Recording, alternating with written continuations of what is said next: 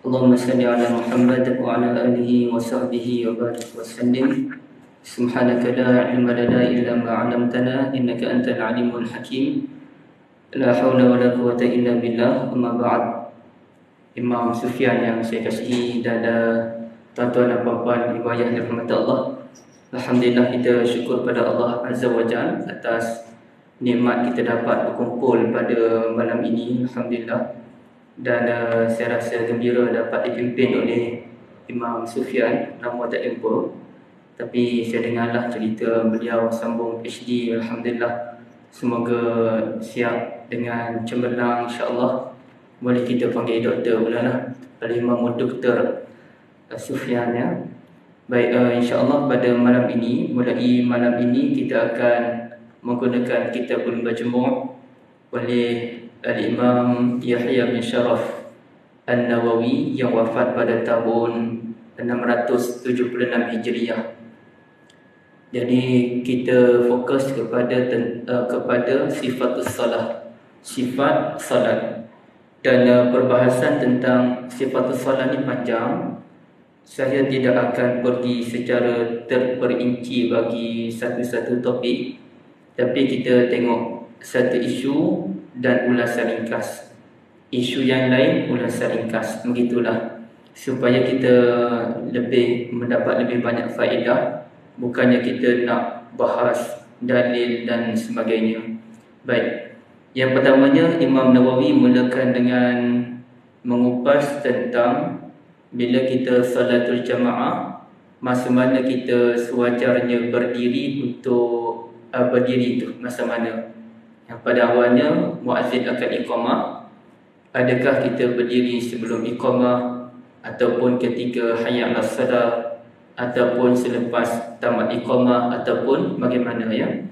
Maka dalam bab ini kata Al-Imam Nawawi, saya ringkaskan bahawa menurut mazhab kita Syafi'i, kita disunnahkan untuk berdiri selepas tamat iqamah. Okey. Tapi kalau siapa yang nak bangun awal tu, tak isu pun, taklah sampai makruh ke apa, tidak. Cuma disunnahkan untuk kita berdiri setelah tamat iqamah. Muazzin dah baca Allahu Akbar, Allahu Akbar, La ilaha illallah, baru kita berdiri. Dan kalau ikut kaedahnya, bila berdiri tu, masa tu imam ke depan.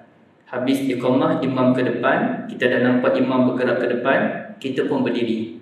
Kerana sesuai dengan hadis Nabi SAW, riwayat Bukhari dan Muslim, "Idza uqimatis salah fala taqumu hatta tarawni." Apabila salat telah diiqamahkan, maka jangan berdiri sehingga anda melihat saya. Jadi habis iqamah, Allahu Akbar, Allahu Akbar, La ilaha illallah, imam berdiri bergerak ke depan. Dan kita pun bila lihat imam, kita pun berdiri untuk membetulkan saf. Okey, itu pendapat yang terbaik. Dan pendapat itu juga dipegang oleh Imam Malik, Imam Al-Qadhi Abu Yusuf dari mazhab Hanafi, dan inilah pandangan Imam Ahmad dan juga Ishaq. Jadi ini ulama-ulama besar yang berpandangan demikian. Baik. Yang kedua, ada juga ulama yang menyatakan kita berdiri ketika qad qamatis salah. Lalu kalau ikut mazhab kita, ada ulama yang mencadangkan bagi orang yang uzur, berdiri ketika qad qamatis salah, habis dia qad qamatis salah, orang yang uzur yang mengambil masa untuk berdiri, sama ada uzur sakit lutut ataupun usia dan sebagainya, habis dia qad qamatis salah, berdiri. Manakala bagi orang muda, berdiri apabila tamat iqamah. Kaedahnya begitu. Itu yang terbaik menurut pandangan kebanyakan ulama dan juga mazhab Syafi'i. Dan kemudiannya, tuan-tuan dan puan-puan dirahmati Allah, satu lagi hal ini menunjukkan kepada kita bahawasanya sunnah kita berada dalam saf seawal mungkin. Sebab kalau kita berada di merata-rata, ada di belakang dan sebagainya, jadi kalau masa dah tamat iqamah baru kita nak ke depan, maka kita tidak dapat mencapai maksud berebut saf hadapan, terutamanya saf yang pertama. Sebab itu dengan minta maaf ya tuan-tuan dan puan-puan, sebaik-baiknya kita terus berada di saf hadapan, sama ada untuk mengerjakan salatul sunnah ataupun sebagainya, dan barulah kita boleh berdiri ketika tamat iqamah.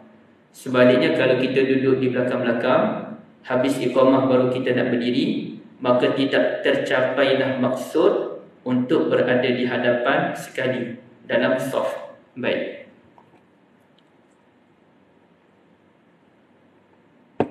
Itu satu dalil. Itu satu perkara. Perkara yang kedua, ibu ayah dirahmati Allah, anda ya. Ada masa juga pernah berlaku pada zaman Nabi sallallahu alaihi wasallam. Ini diceritakan oleh Abu Hurairah radhiyallahu an, uqimatis salah, faqumna fa'adalna as-sufuf qabla an yakhruja ilaina Rasulullah sallallahu alaihi wasallam. Fa'ata Rasulullah sallallahu alaihi wasallam hatta idza aqama fi musalla. Salah telah diiqamahkan. Masa tu Nabi ni biasanya akan berada dalam bilik. Rumah Nabi kan dekat je dengan masjid. Biasanya Nabi akan duduk di dalam rumah baginda. Bila nak iqamah baru Nabi keluar, ya. Jadi pernah berlaku pada sahabat radhiyallahu anhum membetulkan saf sebelum Nabi sallallahu alaihi wasallam keluar ke depan. Jadi bermakna kata ulama, yang terbaik ialah kita lihat imam keluar dahulu baru kita berdiri. Namun kadang-kadang dibolehkan kita berdiri terlebih dahulu sebelum imam sampai. Jadi ini bermakna kita kena kenal pasti dulu ada imam ke tak ada imam. Kalaulah kita sebagai tempat kan dah qomat baru cari mana imam, tak ada imam lagi, mulalah tolak menolak antara satu sama lain. Jadi itu tidak menepati sunnah Nabi sallallahu alaihi wasallam. Sebaiknya kita tengok imam ada atau tidak. Tengok-tengok Imam Zaid tak ada, Imam Sufyan tak ada, Imam Mus pun tak ada, maka di situ barulah kita mencari seseorang untuk menggantikan tempat imam. Perkara yang kedua berkaitan dengan berdiri dalam salat. Jadi dalam salatul fardu kita wajib berdiri. Dan berdiri ini tuan-tuan dan puan-puan dirahmati Allah, mesti berdiri secara tegak. Tidak boleh berdiri dalam keadaan bongkok kecuali orang-orang yang uzur. Jadi kita kena berdiri tegak. Dalam bab berdiri ni, okey, kita pergi kepada poin demi poinnya. Satu, berdiri merupakan satu perkara yang wajib dan fardu bagi sesiapa yang ada kemampuan. Okey, satu. Yang kedua, bagaimana pula kalau kita berdiri dalam keadaan berpegang kepada sesuatu? Contohnya kita ambil kerusi, kita pegang kerusi, atau kita menyandar di dinding, atau kita bersandar di dinding belakang ataupun di tiang dan sebagainya. Adakah ia dibolehkan? Maka senang cerita, walaupun ada perbahasan ulama di situ, senang ceritanya tidak dibolehkan kita menyandar di mana-mana, tiang, dinding, tungkat dan sebagainya, kecuali apabila kita menghadapi keuzuran. Contoh, kebetulan kita solat di tepi dinding ni, dan masa tu imam solat dalam keadaan yang agak lama, seperti solat subuh Jumaat, baca 2 surah Sejadah dan juga Insan. Jadi kita pula mengantuk pada pagi itu. Jadi boleh tak dalam keadaan mengantuk kita pun bimbang kita akan terhuyung hayam dalam solat, kita pun nak bersandar di dinding, adakah ia dibolehkan? Maka jawabnya dibolehkan apabila kita mengalami keuzuran, ya. Bila alami keuzuran, dibolehkan untuk kita menyandar di dinding. Hatta satu perkara yang saya nak sebutkan dan bukan digalakkannya, sekiranya seseorang itu terlampau mengantuk dalam solat, dia kerja berat dan kemudiannya dalam solat dia terlampau mengantuk, seperti solat subuh Jumaat tadi, imam baca panjang, jadi dia mengantuk menyebabkan Kalau dia terus berdiri, dia mungkin tumbang masa solat. Maka dibolehkan untuk dia duduk. Mula-mula dia cari, kalau duduk sebelah dinding, menyandar di dinding. Tapi kalau dia duduk di tengah-tengah, tak ada benda yang dia nak pegang, maka dibolehkan dia duduk sekiranya benar-benar mengantuk. Dan bila dia duduk tu, bila imam nak rukuk dan dia rasa ada kekuatan balik, maka dia wajib berdiri dan rukuk sebagaimana biasa. Dibenarkan duduk tu masa dia mengantuk sangat. Bila dia dah okey sikit, maka dia wajib berdiri untuk meneruskan salat dia. Baik, itu dibenarkan. Jadi cuma langkah yang pertama ialah kalau ada benda kita boleh pegang, kita pegang dulu benda tersebut. Sebab itu kalau orang yang nak salat tarawih sebagai contoh nanti-nanti, dia tahu dia ni tak ada stamina yang kuat dalam salat tarawih, lutut dia pun dah tak kuat, dia nak berdiri lama, mungkin dia ada sakit kaki, ataupun dia memang kerja penat hari itu, balik pun jam, jadi kena salat tarawih pula 20 rakaat sebagai contoh. Maka dia boleh kita bersedia terus dengan sesuatu benda untuk kita pegang dalam salat. Ya, itu dalam salat sunat kan kita boleh duduk. Tapi sebelum duduk tu kita berdiri dulu. Berdiri dengan keadaan berpegang pada sesuatu. Contohnya kita ada kerusi macam tu, kita boleh pegang pada kerusi. Ataupun kita duduk saja di tepi-tepi dinding terus. Kalau kita mengantuk, kita minta izin untuk duduk tepi dinding dan kita menyandar pada saja dinding untuk mendapat kelihatan pada badan kita. Dan kalau tak tahan dalam salat tarawih, bolehlah kita salat dalam keadaan duduk, ya. Baik. Bagaimana pula kalau orang itu salat dalam keadaan tunduk? Dia bongkokkan badan dia. Jadi boleh ataupun tidak boleh?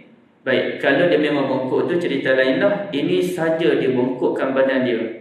Dan memang pernah ada satu ajaran, Tok Guru ajaran ni, yang mana dia salat, ini kata guru saya lah, wallahualam, benar ataupun tidak pengalaman dia. Pengalaman dia pernah salat di belakang seorang guru ajaran sesat, yang mana guru ini salat berdiri, tapi berdiri tu macam dia rukuk. Berdiri tu macam dia rukuk. Jadi boleh atau tidak boleh kita berdiri dalam keadaan macam rukuk? Baik, pertamanya kita kena tahu dulu apa had rukuk. Had rukuk ni apa? Had rukuk terbahagi kepada had rukuk yang minimum. Kita nak tengok had rukuk yang minimum ialah kalau kita berdiri, kita berdiri, kita turun ni, bila kita turun, tangan kita boleh mencecah lutut. Kalau kita letak tangan ni boleh mencecah lutut, itulah dipanggil kadar minimum rukuk. Nampak Soal kita letak tangan, tak letak tangan cerita lain. Tapi kalau kita turun ni, tangan kita boleh cecah lutut. Inilah kadar minimum rukuk. Jadi sesiapa yang solat berdiri macam ni, maka solatnya menurut pandangan terkuat dalam mazhab Syafi'i batal. Walaupun ada ulama yang kata tak batal, yang penting dia berdiri. Bongkok tak bongkok tu lainlah. Walaupun tak elok. Cuma kalau dia bongkok, salatnya sah. Tapi pandangan yang paling tepat dalam isu ini, sesiapa yang salat sampai kadar minimum rukuk, maka salatnya batal. Itu pandangan terkuat dalam mazhab Syafi'i. Bagaimana pula kalau dia salat dalam keadaan menundukkan kepala? Okey, dia berdiri, kepala macam ni tunduk. Akan ada jumpa? Biasa jumpa tak? Kepala tunduk macam ni. Jadi kita rasa itu tanda khusyuk atau tawaduk, tapi sebenarnya tak boleh, tak cantik. Kepala kita ni tuan-tuan, dia kena tegak. Kita berdiri tegak dan kepala pun kena tegak. Okey, kepala tegak. Cuma kita tunduk sikit je supaya mata kita dapat melihat ke tempat sujud. Itu pun ada khilaf kalangan ulama, kerana tidak ada satu dalil yang sahih yang menyatakan bila solat kita kena lihat tempat sujud. Dalil yang sahih tak ada. Tapi itulah pandangan majoriti ulama, kerana Allah Ta'ala suruh kita solat dalam keadaan khusyuk. Khusyuk tu kata ulama hanya terhasil bila kita lihat tempat sujud. Itu pun mazhab Maliki. Kalau mazhab Maliki, dia solat kepalanya kena tegak, langsung tak boleh tunduk. kerana katanya kepala ini mulia, tidak boleh ditundukkan, dan kita lihat ke arah hadapan. Jadi solat ni kita tengok ke depan. Itu mazhab Maliki. Saya dah perhatikan dalam kitab Ibn Abdul Bar, sama ada Kitabul Tamhid ataupun Kitabul Istidhkar.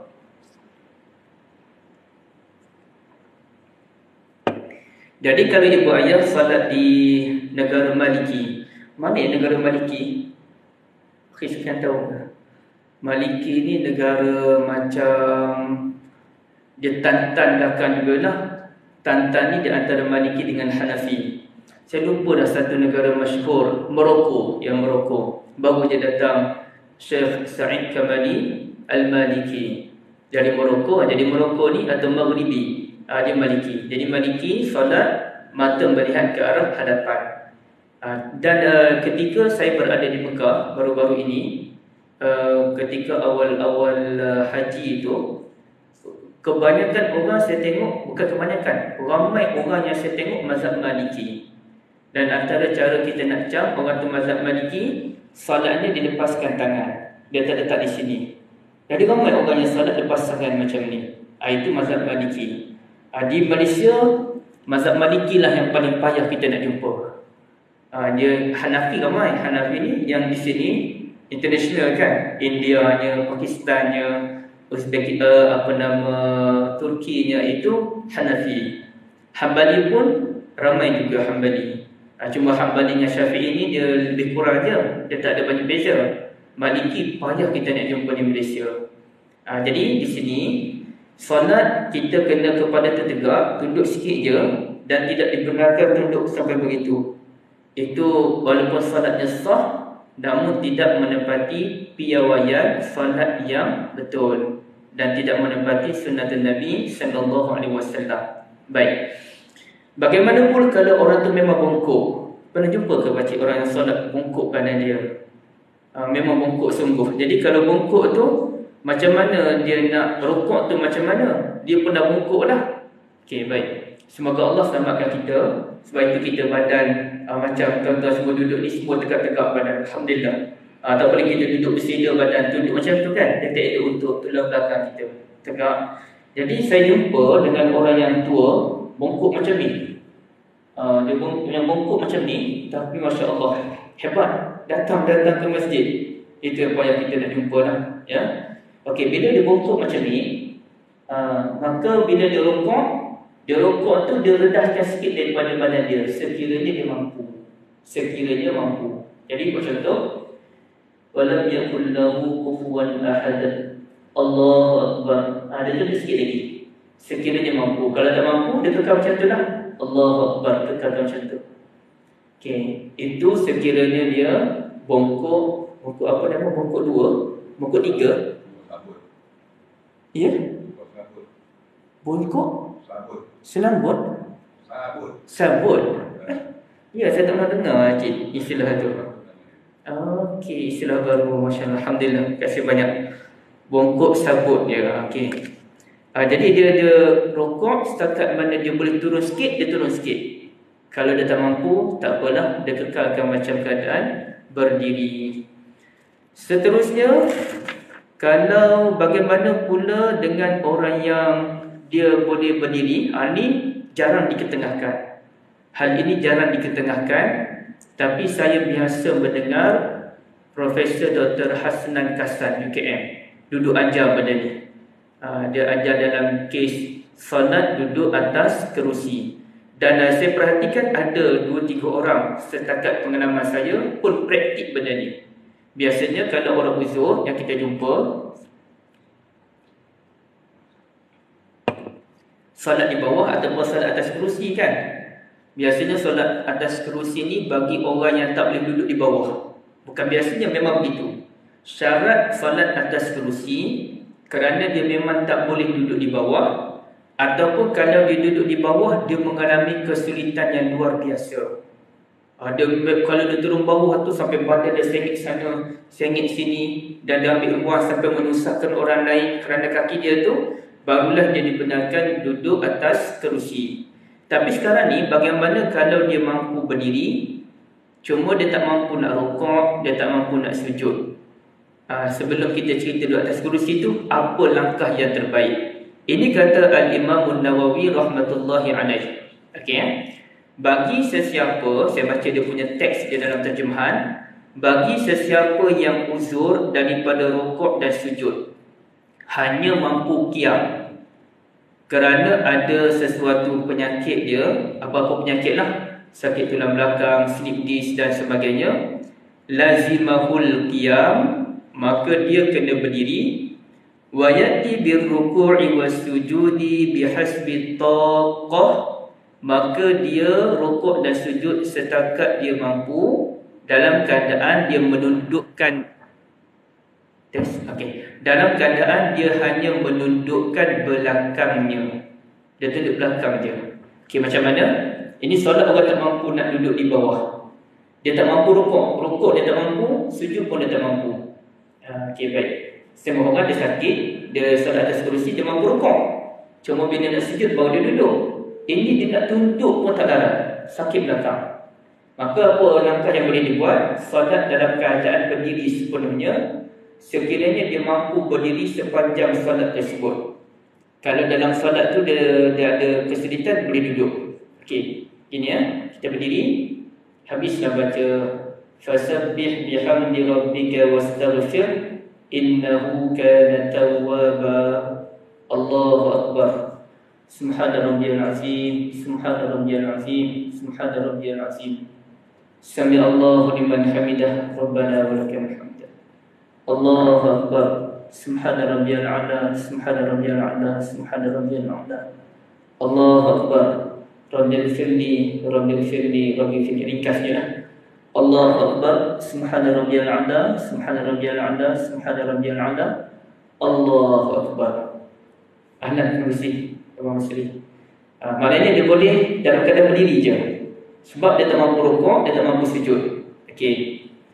Ataupun kalau dia tak mampu dudukkan belakang dia, belakang pun tak mampu, maka caranya dia hanya tundukkan lutut dia dan kepala dia. Okey, keadaannya begini. Habis baca fi jidha hablum mim masad. Allahu akbar. Duduk lutut sikit dan kepala. Subhana rabbiyal azim, subhana rabbiyal azim, subhana rabbiyal azim. Sami Allahu liman hamidah. Tegak balik. Kemudian tunduk ni.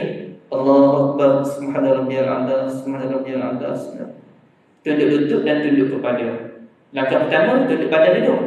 Tunduk badan, rukuk, sujud bawah lagi, duduk antara dua sujud. Macam ni lah. Okey. Cuma kalau dia tak mampu tundukkan badan, tundukkan lutut sikit, tundukkan kepala sikit. Sebagai al-ima. Al-ima tu artinya isyarat semata-mata. Okey.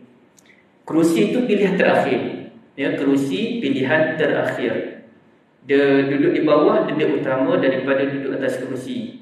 Pilihan terakhir ataupun kita katakan hanya untuk orang tak mampu duduk di bawah, sakit badan, barulah dibenarkan untuk duduk atas kerusi. Ataupun dengan nasihat doktor. Doktor kata, cik baru sakit slip disc, maka tak dibenarkan untuk solat macam biasa, kena solat atas kerusi. Tak boleh ditunduk. Doktor pun tak bagi tunduk. Tak boleh duduk di bawah. Doktor tak bagi. Walaupun kita mampu duduk di bawah, walaupun kita rasa kita mampu duduk, kita tak dibenarkan duduk di bawah, kita tak dibenarkan tunduk, kerana kita mesti mengamalkan nasihat doktor. Dengan syarat doktor yang diyakini. Dan memanglah doktor yang kita jumpa tu mestilah doktor yang diyakini kan. Takkan kita nak jumpa doktor yang ikut dan je.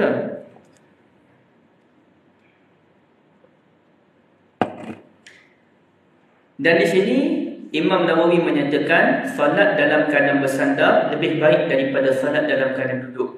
Dalam kes yang saya sebutkan tadi. Okey. Kemudiannya ada beberapa penjelasan Imam Nawawi rahmatullahi alaih, ulama mazhab Syafi'i ini. Kalau kita solat dalam keadaan mengangkat satu kaki kita, kita solat dalam keadaan angkat kaki, ya, tuan-tuan, angkat kaki. Jadi solat itu sah, namun sekiranya dilakukan tanpa sebab, ia makruh. saja nak solat atas satu kaki makruh. Tapi sekadang-kadang kita lenguh ataupun kita rasa apa-apalah, kita pun nak angkat kaki kita, maka dibenarkan sekiranya ada tujuan tertentu dan tidak dianggap makruh, tidak kurang pun pahala. Dia kalau uzur je, dia tak kurang pahala. Macam orang sakit. Orang sakit kena solat duduk di bawah. Adakah pahalanya kurang berbanding dengan orang yang berdiri? Jawabnya tak kurang, sama je. Yang kurang tu ialah kalau dia tak sakit tapi dia sengaja solat sunat sambil duduk. Solat fardu tak boleh lah kalau sengaja. Ini dia solat sunat dengan duduk dengan sengaja tapi dia tak sakit pun, barulah pahalanya separuh pahala orang yang berdiri. Tapi kalau kita sakit, kita solat duduk kerana sakit, kita solat baring kerana sakit, kita solat atas kerusi kerana sakit, pahalanya sama dengan orang yang berdiri. Baik. Kemudiannya kita makruh merapatkan kaki kita, lelaki ataupun wanita. Jadi walaupun wanita, buka sikit lah, buka sikit. Lelaki lagi buka. Paling kurang kita ada satu tangan ni, satu tangan antara kedua-dua kaki, ya. Okey, wanita tu terpulang nak buka setakat mana, yang mana sesuai. Saya pun tak buat kajian benda ni. Terlupa pula nak tanya isteri, mak macam mana mereka solat, sebab mereka pun terlindur dengan kain kan, kita tak tahu. Ibu biasa buka tak kaki sikit? Macam mana ibu? Buka ke tak? Buka sikit kan? Buka sikit. Baik, buka sikit. Barakallahu fikum. Kemudian kita dimakruhkan untuk meletakkan kaki ke arah kaki yang lain kecuali ada tujuan, dan kaki tu mesti ada kiblat. Kaki tu mesti menghadap ke arah kiblat, bukannya sengit macam ni. Ada setengah orang dia solat kaki dia macam ni. Kalau kaki orang macam ni, contohnya kita berdiri di sebelah orang yang solat kaki macam ni, macam mana kita nak hampak dengan dia tu? Orang sebelah sini kaki macam ni, orang sebelah sini kaki macam ni, sengit. Jadi kita berdiri tak seimbang. Cuba kita berdiri tepi, seorang rapat bahu, seorang tak rapat bahu, kita rasa tak seimbang badan kita, sakit badan. Kalau orang muda macam Imam Sufyan, dia tak rasa sakit. Tapi bila Imam Sufyan dah kahwin nanti, kata nak kahwin dah, dan bila dah berusia 36, 37, kita orang muda rasa duduk bersila lama sakit. Betul tak tuan-tuan? Duduk bersila lama sakit, bila bangun. Saya sendiri pernah mengalami satu masa duduk bersila lipat kain ni lama, bila bangun bungkuk macam tu. Nak bangun, ya Allah, sakit sangat. Okey. Jadi kalau kita berdiri dalam keadaan tak stabil, sebelah rapat bahu, sebelah nanti tak dapat bahu, memang kita rasa tak stabil dan sakit badan kita. Maka sebab itu kaki mesti menghadap ke arah kiblat, sebagaimana tangan. Tangan bila kita angkat takbiratul ihram pun menghadap kiblat, kan? Bukannya macam ni, Allahu Akbar. Tangan pun menghadap kiblat. Allahu Akbar sama ada setentangan bahu ataupun yang telinga. Allahu Akbar. Jadi dalam bab menghadapkan tangan ke kiblat, menghadapkan kaki ke kiblat, memang tidak ada dalil khas daripada hadis Nabi sallallahu alaihi wasallam. Cuma dia ialah ikhtiarul ulama, supaya kita ni kalau seboleh mungkin semuanya ke arah kiblat. Baik. Kemudiannya sikit lagi. Okey. Kita buka perbincangan tuan-tuan. Ada Imam Yusri sampaikan salam kepada tuan-tuan sekalian. Ada apa isu boleh kita bincangkan?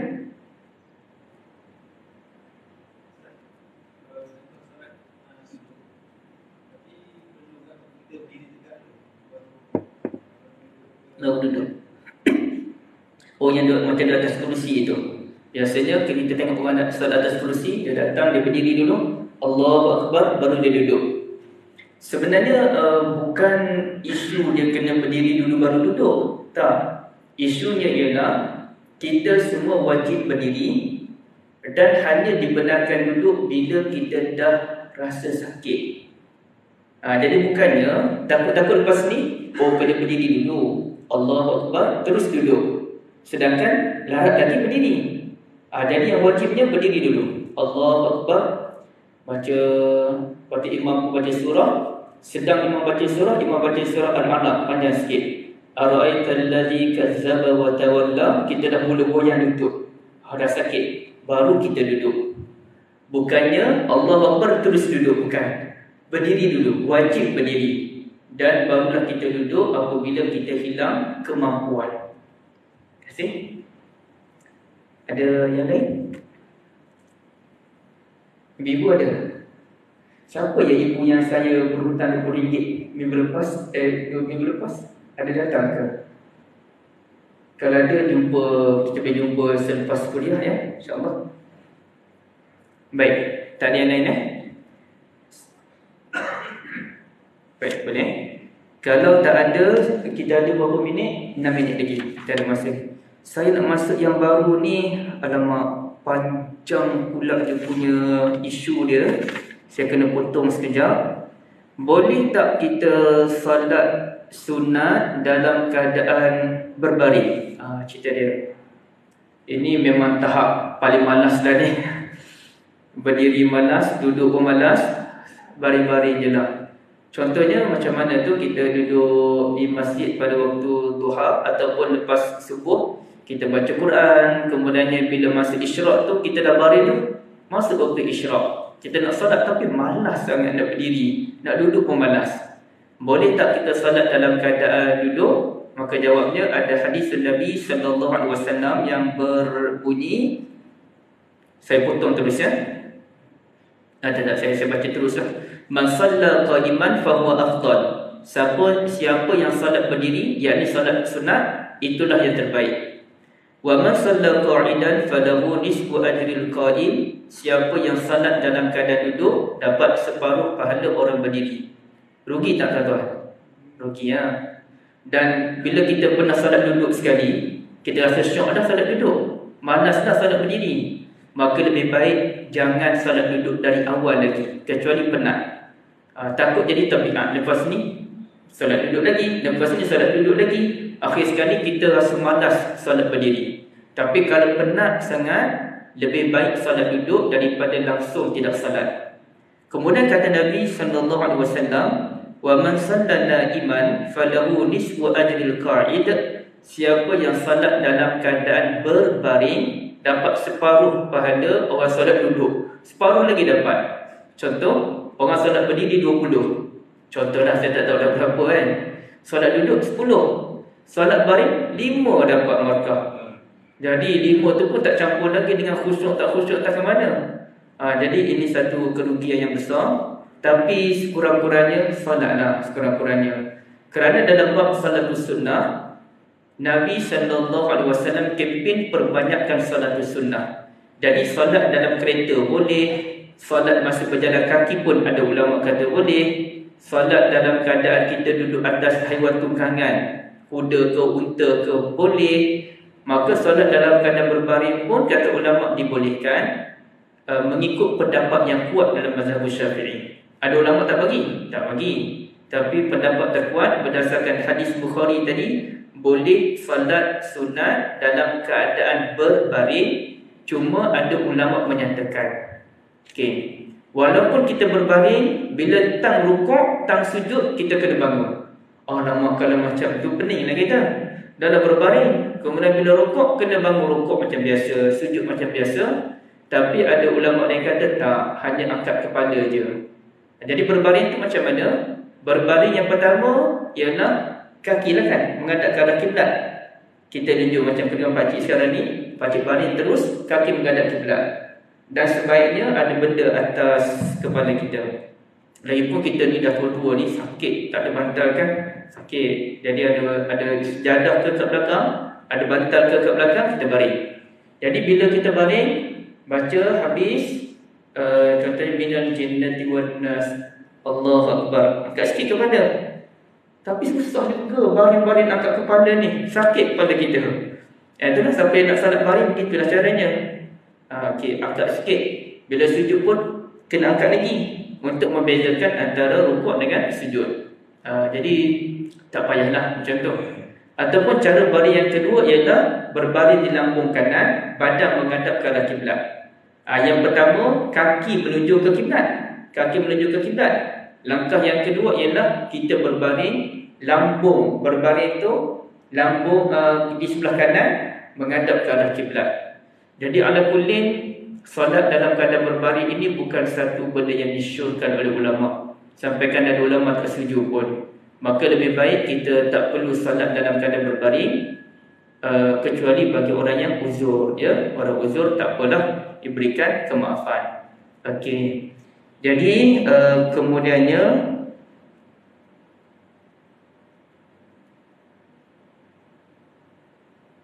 dan tidak dibenarkan untuk membaca dalam hati kecuali bagi orang yang memang tidak boleh menggerakkan lidah. Nak tak nak kena baca, ada lisannya. Itulah yang ditetapkan dalam sunnah. Dan akhirnya, walaupun kita menyatakan boleh solat sunat dalam keadaan duduk, bahkan boleh dalam keadaan berbaring, okay, tapi lebih baik, Rasulullah tersebut pun, daripada berbaring, lebih baik tuan-tuan solat dalam keadaan duduk bersila. Malas saya duduk macam duduk tahiyat awal, letihlah, solat dalam keadaan duduk bersila. Itu lebih baik daripada solat berbaring, ya. Tapi keadaan terbaik macam duduk tahiyat awal tu. Okay. Walaupun boleh solat dalam keadaan duduk, namun tidak dibolehkan dalam salatul jenazah ataupun salatul janazah, tak boleh. Mengikut pendapat yang kuat, ya, mengikut pendapat yang terkuat, bahawa dalam bab salatul janazah kita wajib solat dalam keadaan berdiri. Apalagi dia hanya 4 kali takbir, tak ada rukuk, tak ada sujud. Wallahu a'lam. Jadi kita berhenti di sini, insya-Allah akan datang tersambung lagi. Dan kaedah kita begitulah, kita akan bincang tu ringkas je tapi menyentuh banyak isu, insya-Allah. Subhanakallahumma bihamdik, asyhadu an la ilaha illa anta, astaghfiruka wa atubu ilaik. Assalamualaikum warahmatullahi wabarakatuh.